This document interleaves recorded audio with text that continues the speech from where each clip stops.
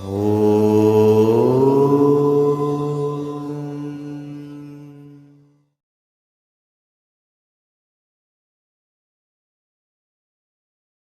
છો મિત્રો? મજામાં? વામજા એજ્યુકેશનમાં આપ સૌનું હાર્દિક સ્વાગત છે. આજના વિડીયોમાં, આજના લેક્ચરમાં, આજના ટોપિકમાં આપણે ગુજરાતીનો એક નિબંધ લેખન જોવાના છીએ. તમે આગળના નિબંધમાં નીચે જોઈ જ લીધું હશે, છેલ્લે તમને ટોપિક દેખાઈ જ ગયો હશે કયો નિબંધ. અત્યારે પણ તમે થંબનેલમાં જોઈ લીધો હશે અને અત્યારે આમાં પણ દેખાય છે કે આદર્શ વિદ્યાર્થી વિશે આજે આપણે નિબંધ લેખન જોવાના છીએ.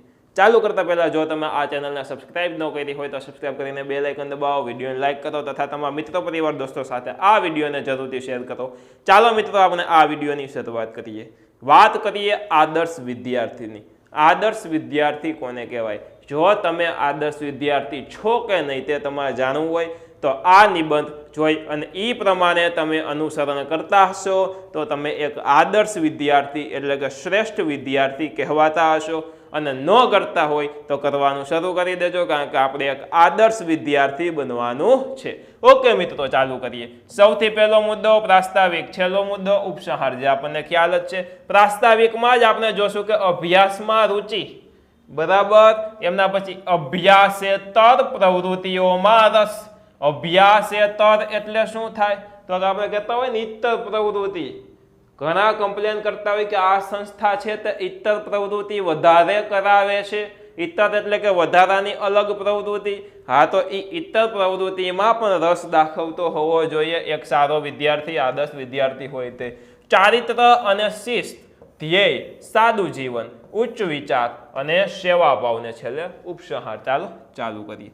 તો કે આદર્શ વિદ્યાર્થી એટલે દરેક દ્રષ્ટિએ શ્રેષ્ઠ વિદ્યાર્થી. બધી જ દ્રષ્ટિએ, બધી જ તરફથી એક શ્રેષ્ઠ વિદ્યાર્થી. આદર્શ વિદ્યાર્થી વિદ્યાનો અર્થી હોય છે, બરાબર. બધા વિષયોનું ઊંડું જ્ઞાન મેળવવાની સ્વાભાવિક અને તીવ્ર રુચિ. બધા જ વિષયોનું ઊંડું જ્ઞાન મેળવવું છે, બરાબર. એની તીવ્ર રુચિ ધરાવે છે. આવા વિદ્યાર્થીમાં હોય છે ને તે અભ્યાસમાં એકાગ્ર રહે છે, તે વર્ગમાં હંમેશા એક ચિત્ત અને સતર્ક રહે છે. આદર્શ વિદ્યાર્થી પુસ્તકીય કીડો હોતો નથી. માત્ર ને માત્ર પુસ્તકીય કીડો નથી હોતો કે પુસ્તકની બહાર ધ્યાન જ ન જવું જોઈએ. ઘણા વિદ્યાર્થી હોશિયાર હોય પરંતુ આખો દી વાંચા વાંચ જ કરતા હોય. પીટીના પીરિયડમાં સાઈડમાં બેસીને વાંચતા હોય. અરે ભાઈ, પીટીનો પીરિયડ રમવા હાટું છે તો ભાઈ રહીમને, બરાબર. તો મિત્રો, આ જે આદર્શ વિદ્યાર્થી હોય માત્ર ને માત્ર પુસ્તકીય કીડો હોતો નથી, બરાબર.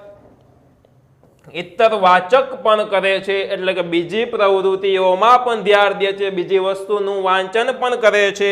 કારણ કે માત્ર પુસ્તકીય જ્ઞાન એ માનવીના ઉત્કર્ષ માટે પૂર્ણ હોતું નથી. આદર્શ વિદ્યાર્થી શિક્ષણની સાથે સાથે વ્યાયામ અને રમત ગમતમાં પણ ખૂબ રસ લે છે. સ્વાસ્થ્યનું મહત્વ બરાબર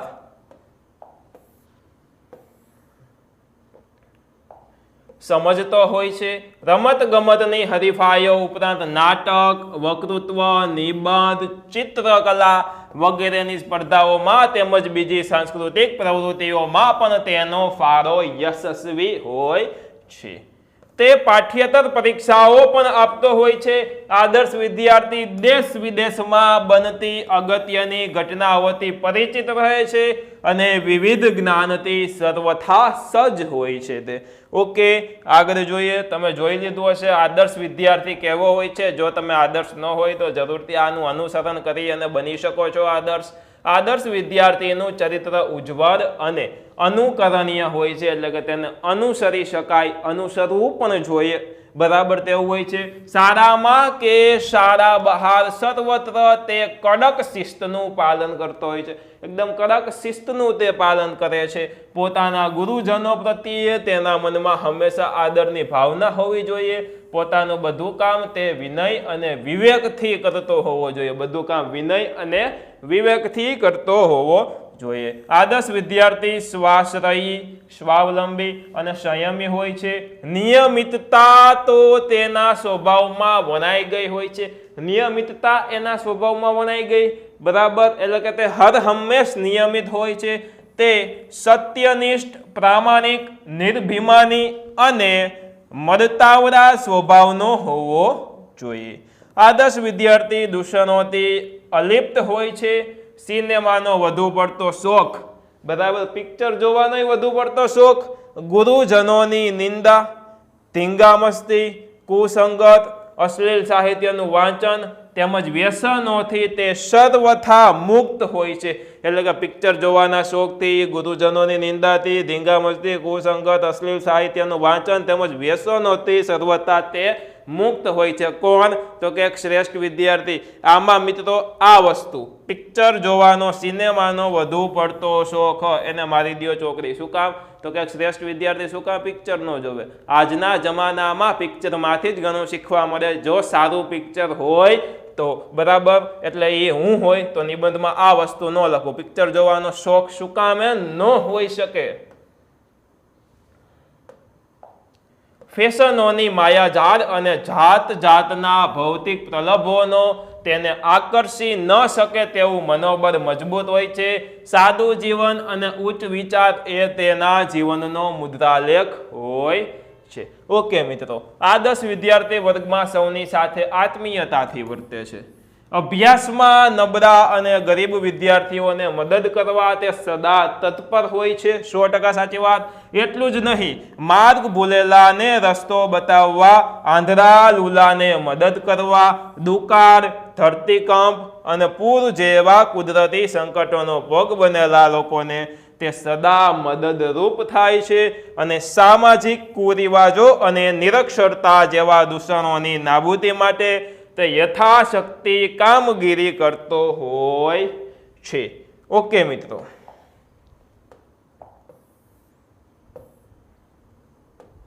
આદર્શ વિદ્યાર્થી એટલે દરેક દ્રષ્ટિએ અનુકરણીય વિદ્યાર્થી.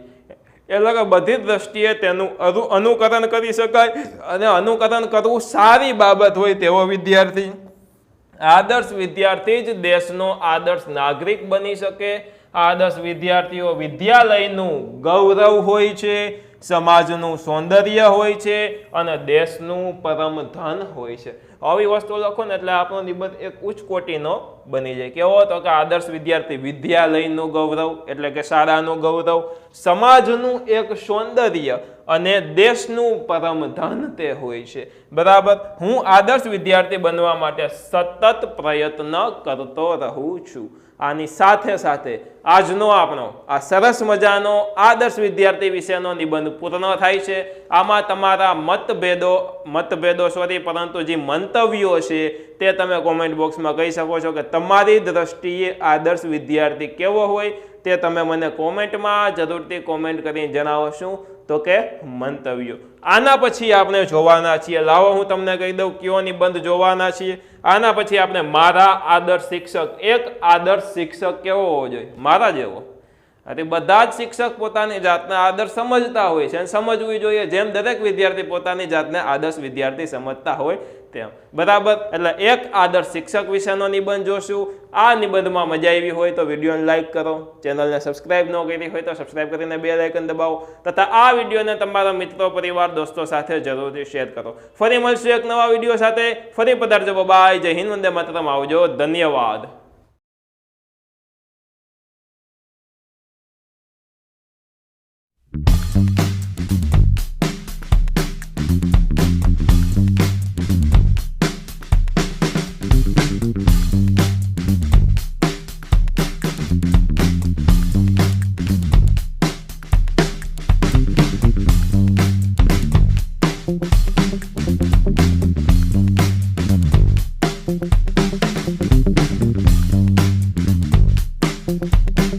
Thank you.